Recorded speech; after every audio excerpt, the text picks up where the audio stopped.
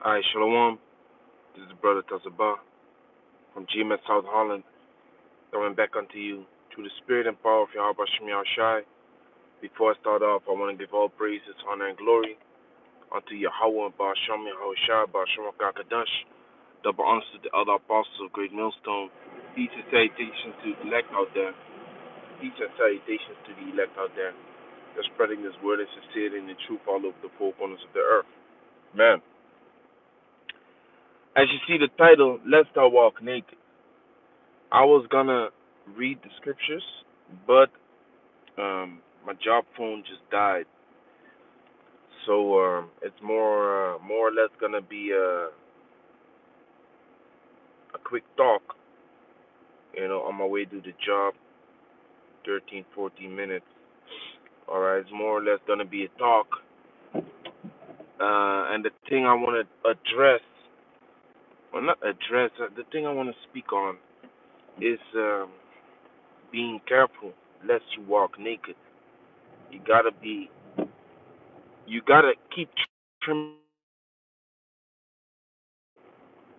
Okay. What does trimming your lamp mean? Filling up the oil of the oil lamp, which the oil lamp, okay, brings forth light. Okay, what did Yahushua say? Let your light so shine before men. So we have to contain this truth, and in order to contain this truth, we have to spiritually fill up our lamps with oil. We got to continue in the faith. We got to continue in well doing. We got to keep reading. We got to keep studying. We got to keep track of what is going on in the world. We got to do all these things. All right? Now, in the book of Revelation, chapter 16, verse 15, if I'm correct, that's the one I wanted to put on deck. Okay, it says, keep thy garments.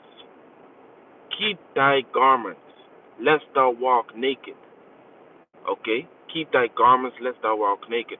And uh, uh, uh, and everyone sees thy shame. Okay, because it's a shameful thing to walk naked, right? Have you ever had a dream wherein you do not wear clothes and shit like that? Or a dream wherein you are laying in your bed and people are in the room? Or you are somewhere with your bed. You're in the fucking bed somewhere at a location. And from the bed, you are looking at people like, that's fucked up. You understand? You feel ashamed. You feel like, man, you want to get some clothes on and shit like that. Well, that's how it's gonna feel when you lose this truth. Okay, in the book of Sirach, I believe it's Sirach 37. It says, oh no, it's not 37. It's a little bit less. Anyway, it says, he that followeth righteousness shall put her on as a glorious long robe. He that followeth after righteousness shall put her on as a glorious long robe. So that shows you that the scriptures is referring to clothing, representing the truth. You deck yourself with knowledge. Okay? When you look at Adam and Eve when they was in the Garden of Eden, they decked themselves with aprons. Okay? Aprons are leaves. Thus you have this Renaissance picture of Adam and Eve wherein they are fully naked and only covering their genitals with the leaves, with the aprons. All right, they deck themselves with philosophies. That apron represents philosophy. Okay, not the truth. That's why their whole body was still naked, and only their genitals were covered. Okay, but they were still without the truth. They decked themselves with some strange knowledge. You understand? But this truth represents a glorious long road. This truth also represents the shield and the armor and the helmet and the sword, okay, in the book of Ephesians. So this truth also represents protection. With an armor, you deck yourself with that armor, okay? So being naked means you are lacking the truth. It means you do not possess the truth, or you do not possess the truth anymore. And you do not want to be that individual, man, to let go of the truth, to lose this truth, to lose the knowledge, wisdom, and understanding of the Most High, man. But this is a precious thing. Yahushua said, "What? Give not this, cast not your pearls before swine." Okay, this truth is a pearl. This truth is a costly pearl. You should not cast it before swine, because the swine doesn't see the value of that pearl. The swine doesn't see the value of what you give him. So guess what? He's gonna maybe chew on it. He's gonna shit on it. Okay. He's gonna put it down again, roll it in the mud, lose it. Most likely he's gonna eat it because a big everything. You all right? You understand? So if you give this truth unto a person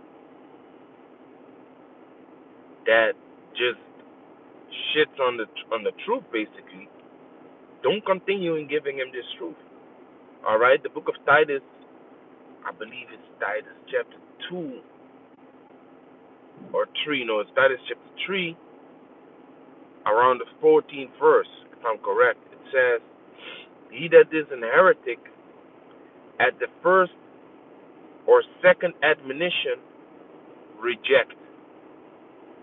Okay, so an heretic is a man that he enjoys going against the doctrine. I've seen a lot of these people that are not necessarily heretics because they do not possess the truth, and a heretic is really a man that goes against the doctrine, still believes, but he goes against the doctrine. Like Sadducees, they were basically heretics because all of a sudden they did not believe in reincarnation no more. They didn't believe in angels, spirits. So that belief system stood up out of heretics. Um, but nowadays you have people. It's just fun and games for them. It's a sport to prove you wrong. Meanwhile, they know you are actually kind of right. They just love the debate. They just love the going back and forth when they are bored. But this truth ain't a game for us. You understand? This truth ain't a game for us. So that man or woman is considered a swine, and you don't cast your pearl before those swine, man. You make sure that they ain't got no no ability to even mark this truth. You just reject them. You just tell them, keep it moving, man. You stop talking to them. You understand? That's also maturing in this truth, maturing in the camp, maturing as a teacher. Okay? Do not waste time on individuals like that, and to realize that they are those swine. Understand? And they will be ashamed in the kingdom, man. They will be confounded. Okay? What does it say in Daniel chapter 2:12? It's like in Daniel chapter 12, verse 2. It says, "Some shall wake up to everlasting life." And, it's like it says, "They that sleep in the dust shall wake up.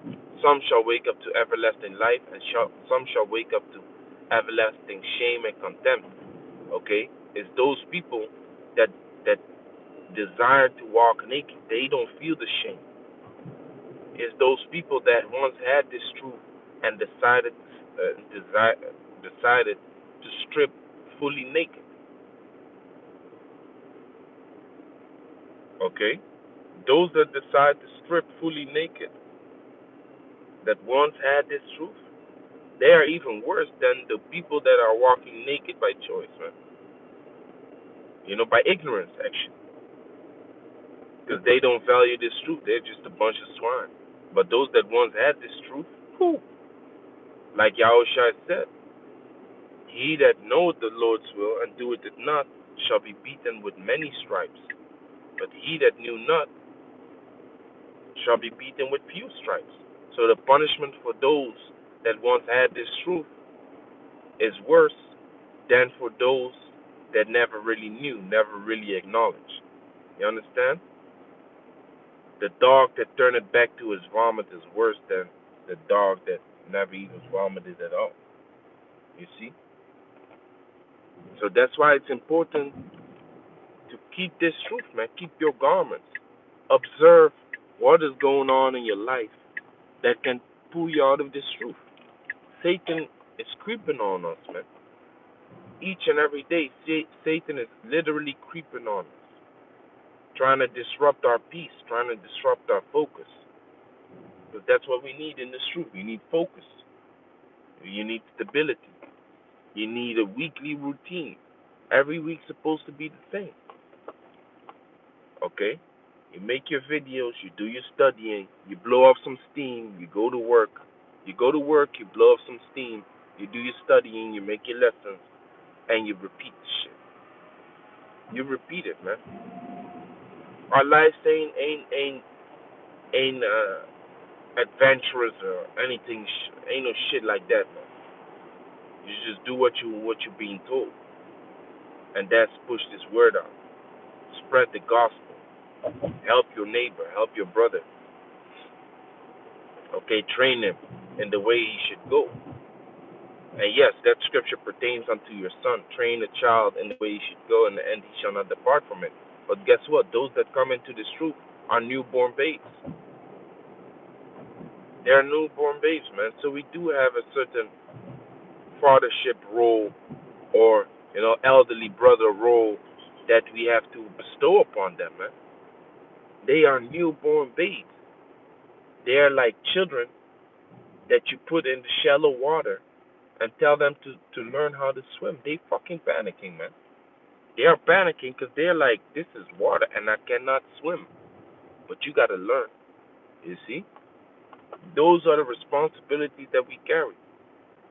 As soon as you stop caring about those responsibilities, as soon as you start listening to the people of the world, like I did a video about last week, caring about the world's opinions, that goes into Matthew chapter 13, man. The seed that got choked up by the cares of this world. Who the fuck cares what people think about us, man? I've been in the camp, people from my job walk by and shit like that. People from my gym, people that I train walk by.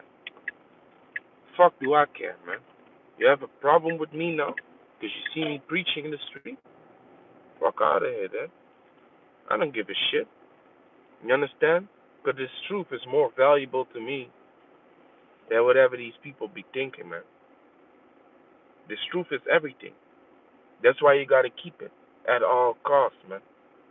At all costs, you gotta keep this truth. Hold on to it, okay? Grab it tight. And the first person that wants to snatch away this garment from you is you yourself. You are your worst enemy, man. So you always gotta check yourself when you know you choose to move in a certain way, or when you choose to hang around with certain people. It's kind of strange if you like to hang around with people of the world more than your brothers, man. Okay. Now understand the relationship you have with brothers in this truth is more like a family thing. It's more like a family thing. One brother in the camp always says, "You choose your friends, but you do not choose your brothers in this truth." You understand? So friends in the world, you have something in common. You look at each other's mannerisms that you like. You look at each other's interests that you like. For example, I train a lot. I do Brazilian Jiu-Jitsu. I hit the gym.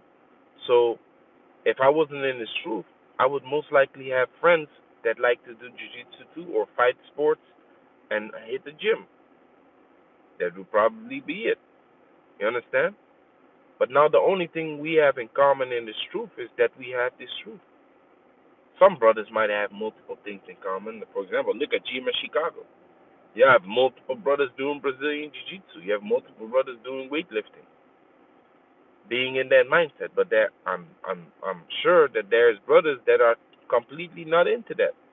They might be into playing games, playing computer games. You understand? And that's cool. But that should not mean that you value the people in the world more, or that you want to hang around with them more, because that's a snare, man. That's a trap. Those people eventually start whispering in your ear and you start to doubt because you are affected. That's one thing my father always taught me, man. You are affected by the people that you surround yourself with. So if you surround yourself with people of the world, guess what? You're going to create a worldly mentality, man. You're going to start to think like them. You're going to start to move like them. It's not really your intention, but it just flows like that, man. I was in the gym the other day with a friend of mine, and we was observing two females, and and they both had on this cat suit, right? This cat suit in the gym, and the cat suit went all up in their ass and stuff like that. So we was observing them, not on a lustful way, but more like, what the fuck is going on over here, And they was in the power, in the strength training area with the dumbbells and stuff, and there was all men around them. So you had the blonde one, and the blonde one was really feeling herself, man. She enjoyed being a fucking hoe. She enjoyed these men looking at her. And then you had the brunette next to her, wearing the same type of outfit, but she was mad nervous, man. She was looking around herself the whole time. You saw she was uncomfortable. So really, that is not in her to be like that. But guess what? She has been being affected by that hoe, by that hoe, man. Smiling, laughing. She was kind of dancing to the music she had in her ear. Like, what the fuck? You already dressed up like that, and then you want to draw attention to yourself also by starting to dance. It's crazy. But guess what? It's only a matter of time before that brunette starts to be comfortable too, because she's now being affected by that individual that she hangs around with. Watch who you hang with, man. That's the point of what I'm trying to say. Watch who you hang with. If you like to be with people of the world more, then you're gonna start to move like them. You're gonna start to be like them. All right? You're gonna start to create that mentality. Meanwhile, you're supposed to maintain the mentality of a man that is in the truth, and not only by reading scriptures, also by being among like-minded men that deal with the same type of things, that deal with the same type of trouble, same type of afflictions. All right, same type of things, man. You gotta be involved. You gotta be involved in this truth, okay? And feeling pain sometimes is an indication you're still here, you're still alive, you're still in this truth. It's an indication, man. Having afflictions is an indication of still being part of this truth, this ministry. Because what does the scripture say in 1 Timothy chapter 3, verse 3? It says, the afflictions are appointed unto us. The afflictions are appointed unto us. So it's a part of us, man. It's a part of this truth, you know. When you come into this truth, you get a pile of papers, and they say, here, these are your afflictions. Go about your business, you know. When I come to serve the Lord, prepare thy soul for temptation. That's what comes with this truth, man. Okay. And during this time, catching all this hell, catching all these afflictions, you got to keep your garment, man. And keeping your garment starts with valuing this truth above all things. Valuing this truth above all things, man. That's what this truth starts off with. Prioritizing this truth. If you value other things more, guess what? The oil is going to go down. The light is going to dim. Because you have other things to do. Satan is going to use that. It's going to distract you. All right? So Salaki, I ain't got my scriptures on deck. I'm gonna charge my phone, Lord willing. I'm gonna do another lesson in the afternoon. I hope it was edifying. With that, I want to give all praise, honor, and glory to Yahweh Shem Yahshua Shem Kakadash. Shalom to the elect.